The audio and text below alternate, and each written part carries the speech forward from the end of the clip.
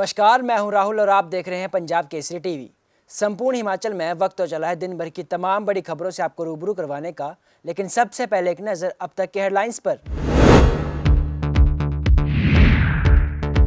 शिमला में अभिनंदन समारोह के बहाने सुक्खू ने किया शक्ति प्रदर्शन। स्वागत के लिए उमड़ा जन सैलाब। पोस्टर से पूर्व मुख्यमंत्री वीरभद्र सिंह का फोटो गायब होने पर कहा, लोगों के दिलों में बसे हैं राजा साहब, हर चीज को ना जोड़े राजनीति से।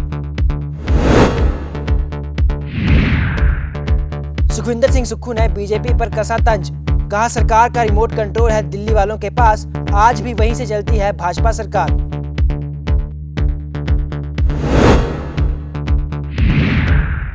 राज्यसभा सांसद डॉक्टर सिकंदर कुमार ने किया मिशन रिपीट का दावा। बोले, हिमाचल में 50+ सीटों पर मिलेगी बीजेपी को जीत। चुनाव को लेकर पार्टी की तैयारियां जोरों पर। और प्रदेश में जमकर बरसे बादल, मौसम हुआ ठंडा, लोगों को गर्मी से मिली निजात, तापमान में आई गिरावट। और अब खबरें विस्तार से। प्रदेश में विधानसभा चुनाव होने जा रहे हैं। ऐसे में कांग्रेस पार्टी पूरी तरह से एक्टिव नजर आ रही है। कांग्रेस में जब से नई टीम बनकर तैयार हुई है, तब से वह लगातार रैलियां और प्रचार करने में लगी हुई है। इसी कड़ी के चलते प्रदेश चुनाव प्रचार समिति के अध्यक्ष बनने के बाद सुखविंदर सिंह सुक्खू आज शिमला पहुंचे, जहां हजारों की तादाद में कार्यकर्ताओं ने कांग्रेस कार्यालय में उनका स्वागत किया। इस दौरान कई बड़े नेता मौजूद रहे। सुक्खू ने कांग्रेसी प्रदेश प्रचार समिति का अध्यक्ष बनने पर कांग्रेस आलाकमान का आभार जताया और कहा कि प्रदेश में 40 साल बाद नेतृत्व परिवर्तन हुआ है। इससे पहले पूर्व मुख्यमंत्री वीरभद्र सिंह चुनाव प्रचार समिति की कमान संभाले थे। उसके बाद इस चुनाव कमेटी की कमान मुझे सौंपी गई है। इस मौके पर उन्होंने पोस्टर से पूर्व मुख्यमंत्री वीरभद्र सिंह का फोटो गायब होने पर कहा कि वीरभद्र सिंह लोगों के दिलों में समाये हुए हैं, उन्हें पोस्टर में नहीं देखा जाता और जीवित आदमी का पोस्टर लगता है। हर चीज को राजनीतिक तरीके से ना जोड़ें। वहीं बीजेपी पर निशाना साधते हुए कहा कि सरकार का रिमोट कंट्रोल दिल्ली वालों के पास है, उनकी सरकार वहीं से चलती है। श्री केसी वेणुगोपाल जी का, श्री राजीव शुक्ला जी का बहुत बहुत धन्यवाद करता हूं कि उन्होंने 40 साल बाद एक जो नेतृत्व प्रदेश में माननीय श्री वीरभद्र सिंह जी का था, उसके बाद इस प्रचार कमेटी की कमान मुझे संभाली है। इसके लिए मैं उनका धन्यवाद करना चाहता हूं। और पूरी पार्टी, हम सब लोग जो आज कांग्रेस पार्टी के कार्यकर्ता के रूप में यहाँ आए हैं, हम सब कार्यकर्ता हैं। हम सब कार्यकर्ता का एक दायित्व बनता है और कर्तव्य भी बनता है कि भारतीय जनता पार्टी की जो जनमानस विरोधी नीतियां हैं, जो रोजगार को लेकर नीतियां हैं, जो महंगाई को लेकर नीतियां हैं, इस सब का मुकाबला एकजुटता से कांग्रेस पार्टी करेगी। कल 5 तारीख को चौड़ा मैदान में हमारी प्रदेशाध्यक्ष श्रीमती प्रतिभा सिंह जी हमारे प्रदेश का चार्ज लेगी। हम सब एक रोड मैप बनाएंगे और एकता का परिचय देकर, जैसे कि हमारे सब सहमति सब लोगों की थी, हम सब एकजुट होकर कांग्रेस पार्टी की जो नीतियां वो जनता की अदालत में उठाएंगे। वीरभद्र सिंह जब लोगों के दिल में समाये होते, पोस्टरों में नहीं है, और जीवंत आदमी का पोस्टर लगता है जीवन में, उनकी पूजा किया। इसलिए मैं आप लोगों से कह रहा हूं कि इस हर मुद्दे को आप राजनीतिक तरीके से मत जोड़िए। वीरभद्र जी के बेटे अक्ष के रूप में उनके हमारे सामने बैठे हैं और हम सब कांग्रेस पार्टी एकजुटता से आगे कांग्रेस पार्टी की नीतियां हैं, जो कार्यक्रम है, वो आपके सामने लाएगी। सभी मुख्यमंत्री ऐसे ही कहते हैं, जब सत्ता जारी होती है, काम नहीं किया उन्होंने। उनकी सरकार तो रिमोट कंट्रोल से दिल्ली वाले चलाते हैं, वो काम करना चाहते हैं। आज भी वो अपने विवेक से काम नहीं कर पाते, अपने फैसलों का अमलीजामा नहीं बना सकते। विधानसभा चुनावों को लेकर एक तरफ जहां कांग्रेस नई टीम के साथ तैयार है, तो वहीं बीजेपी ने भी कमर कस ली है। ऐसे में एक बार फिर राज्यसभा सांसद डॉक्टर सिकंदर कुमार ने प्रदेश में मिशन रिपीट का दावा किया है। सिरमौर जिला के दौरे पर पहुंचे राज्यसभा सांसद सिकंदर कुमार ने पांवटा साहिब में भाजपा अनुसूचित जाति मोर्चा की बैठक में हिस्सा लिया। इस बैठक में ऊर्जा मंत्री सुखराम चौधरी समेत कई भाजपा नेता मौजूद रहे। राज्यसभा सांसद डॉक्टर सिकंदर कुमार ने कहा कि प्रदेश में एक बार फिर 50 से अधिक सीटों पर जीत दर्ज कर मिशन रिपीट को कामयाब करेगी। उन्होंने कहा कि आगामी विधानसभा चुनाव को लेकर प्रदेश में पार्टी की तैयारियां जोरों पर हैं। पार्टी के कार्यकर्ताओं में जोश देखने को मिल रहा है। जैसे कि आप जानते हैं कि Bharatiya Janata party cadre based party है और हमारा बूथ लेवल तक ही संगठन मजबूत नहीं है, लेकिन पन्ना प्रमुख तक, जैसे हम अभी मंच के माध्यम से बता रहे थे, तो पन्ना प्रमुख तक हम जो है वो पहुंच चुके हैं।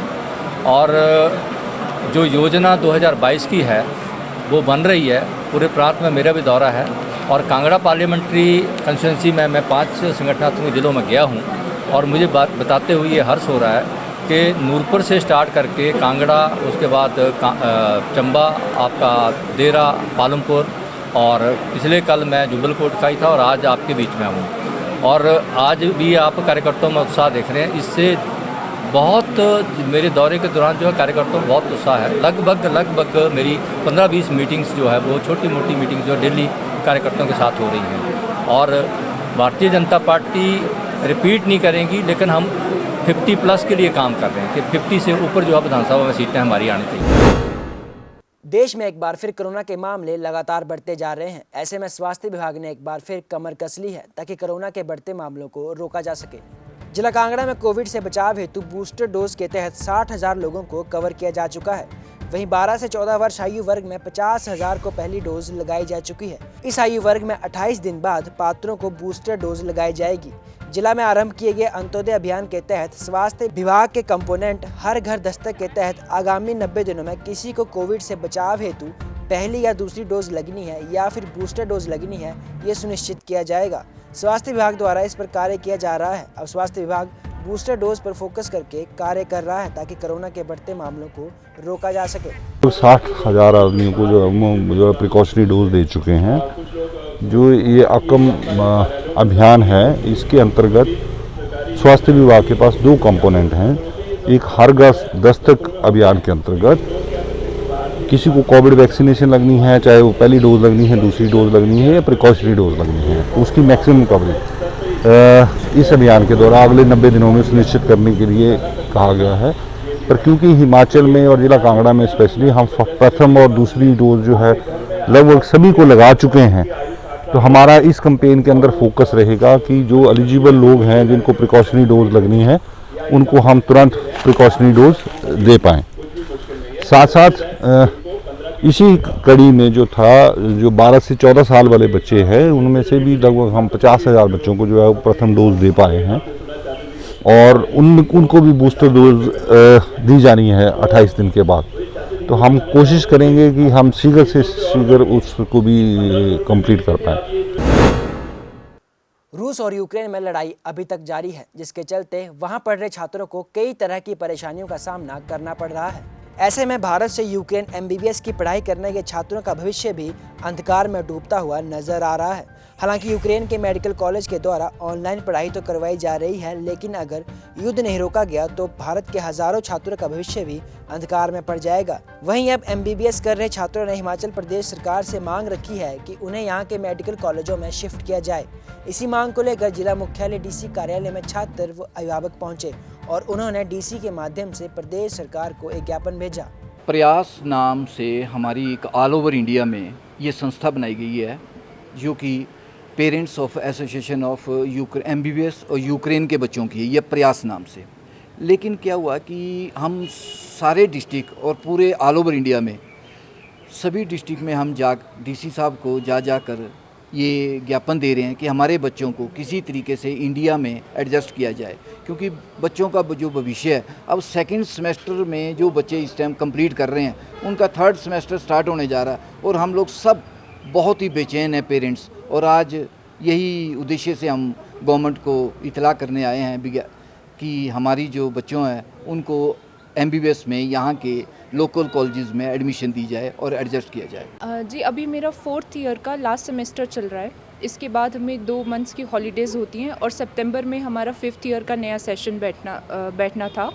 तो अभी जो हमारी ऑनलाइन स्टडीज़ चल रही है, उसके बाद हम ये चाहते हैं कि हमें एक सिक्योरिटी रहे कि अगर यूक्रेन में वॉर नहीं रुका, अगर यूक्रेन का वॉर कंटिन्यू रहा तो हमारी जो स्टडीज़ हैं जो अफेक्ट हो रही हैं उनको प्रॉपरली चालू करने के लिए हमें गवर्नमेंट से कुछ हेल्प मिले, ताकि अगर हमारी स्टडी इसी तरह से अफेक्ट होती रही तो हमारा फ्यूचर जो है वो ख़तरे में हो सकता है। इस वजह से हम गवर्नमेंट से ये अपील करना चाहते हैं कि इन फ्यूचर इन केस अगर वॉर ना रुके यूक्रेन में तो हमें एक अपनी फ्यूचर के लिए कुछ सिक्योरिटी रहे।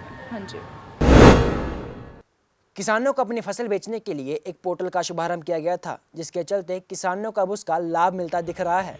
जिला कांगड़ा में 15 अप्रैल से FCI द्वारा शुरू की गई गेहूं खरीद केंद्र में अभी तक 400 मीट्रिक टन से अधिक गेहूं खरीदी जा चुकी है, जिसके एवज में अभी तक किसानों को 80 लाख से अधिक का भुगतान किया जा चुका है। कांगड़ा जिले में 440 किसानों ने गेहूं की फसल बेचने के लिए सही फसल सही दाम पोर्टल का लाभ उठाया। इस पोर्टल के माध्यम से किसान सरकार द्वारा निर्धारित दामों पर अपनी फसल बेच सकते हैं। सरकार द्वारा गेहूं की खरीद का न्यूनतम मूल्य 2015 रुपये प्रति क्विंटल निर्धारित किया है। उपायुक्त कांगड़ा डॉक्टर निपुल जिंदल ने कहा कि जिला कांगड़ा में किसानों की गेहूं की खरीद के लिए 3 मंडियां स्थापित की गई हैं, ताकि किसानों को किसी भी तरह की कोई दिक्कत ना हो। देखिए, इस समय ज़िला कांगड़ा के अंदर जो 3 मंडियां हैं उसको संचालित किया जा रहा है।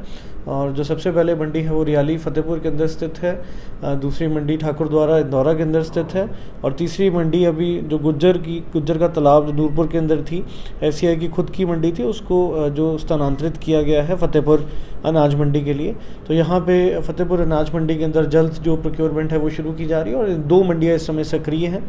और लगभग इस समय तक जो 400 मीट्रिक टन के आसपास जो प्रोड्यूस है वो प्रोक्योर कर ली गई है।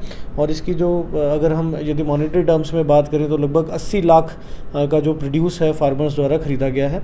पिछली बार भी जब हमारी धान की प्रोक्योरमेंट थी तब भी 3 मंडियां यहाँ पे स्थापित की गई थी, और उसमें लगभग जो आंकड़े हैं 5600 मीट्रिक टन जो अपना जो धान है वहाँ पे प्रोक्योर की गई थी, और लगभग 1000 से ऊपर फार्मर्स और 10 करोड़ से ऊपर की जो परचेज़ है वो ज़िला कांगड़ा के अंदर पिछले वर्ष जो पैडी प्रोक्योरमेंट सीजन था उसमें FCI द्वारा की गई है। और आज प्रदेश में एक बार फिर मौसम ने करवट ली। लगातार हो रही बारिश के कारण तापमान में गिरावट दर्ज की गई।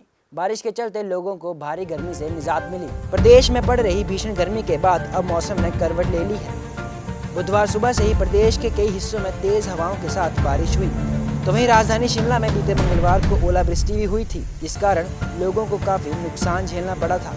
आपको बता दें कि शिमला के अलावा चंबा, मंडी, कुल्लू सहित ऊपरी क्षेत्रों में भारी बारिश और ओलावृष्टि हुई।